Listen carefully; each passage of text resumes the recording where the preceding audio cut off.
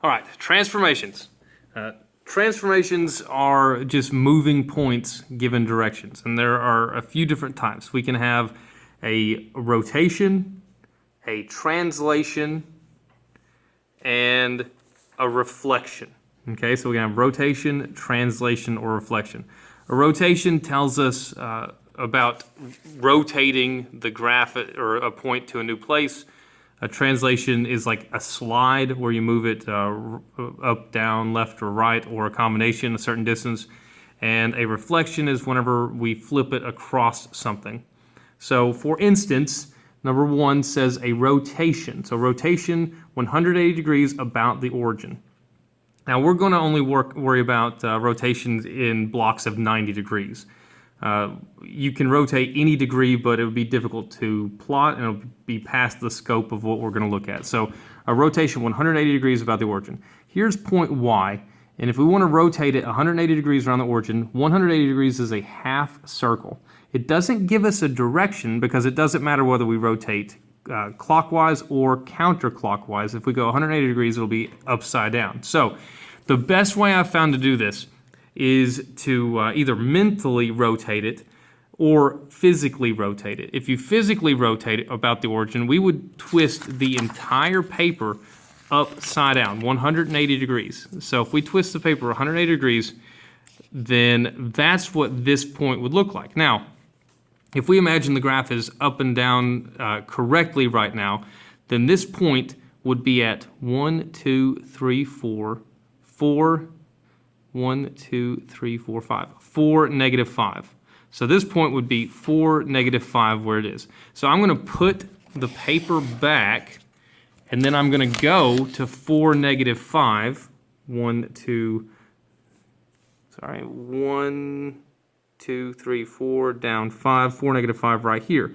That's where it was when I rotated it, and that's where the rotation will be. And we put an apostrophe beside it, and we call that Y prime.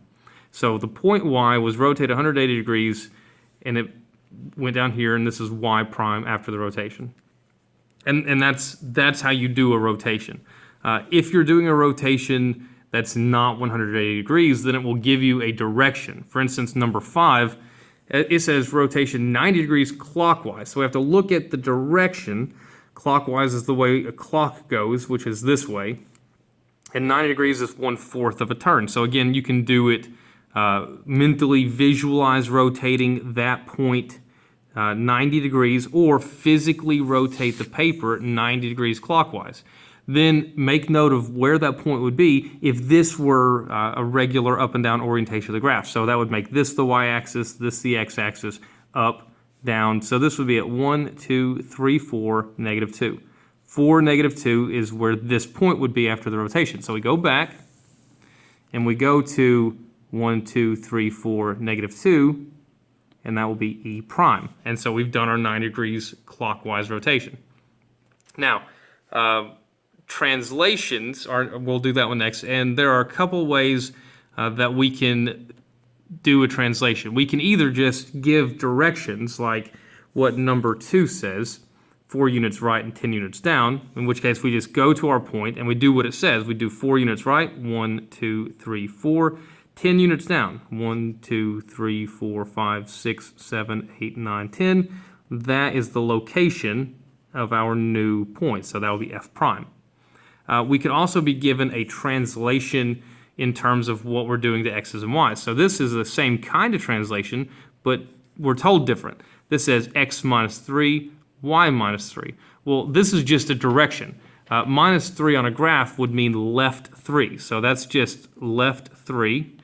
And then y minus 3 on the y-axis would just be down 3.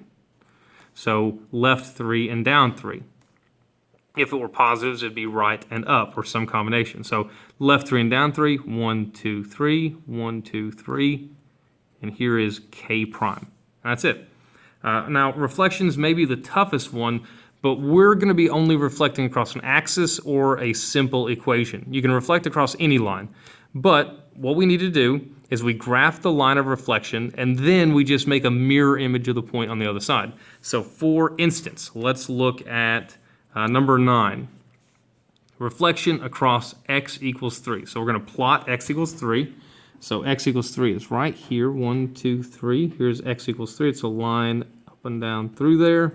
So plot your line, and then you just make a mirror image of the point across it. So C is 2 units perpendicular, 2 units to the right, so perpendicular 2 units to the left will be C prime.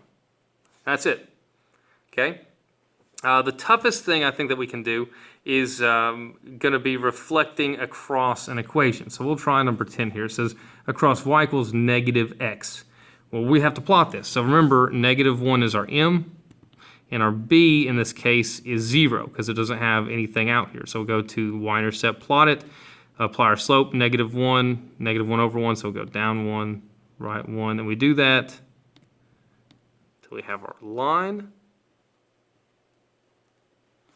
And then draw it in. Now, we're not going to be reflecting perpendicular. Well, we are reflecting perpendicular, but on the last example, our line was straight up and down, and we were reflecting on a line.